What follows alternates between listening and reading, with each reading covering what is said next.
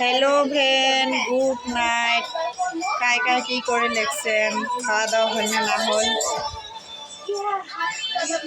কালি মানে 15 আগস্ট আছে না, তার জন্য বেটি আর ভাগ্নি প্র্যাকটিস করিয়েছে। দেখো, তার জন্য কালি 15 আগস্টের জন্য প্রস্তুতি নিয়ে আছে ভাগ্নি, বেটি, ভাতিজি।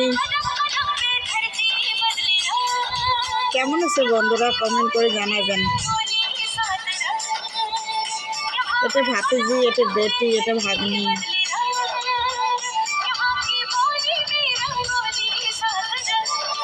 হ্যাঁ, বড়িয়ে হয়ে আছে।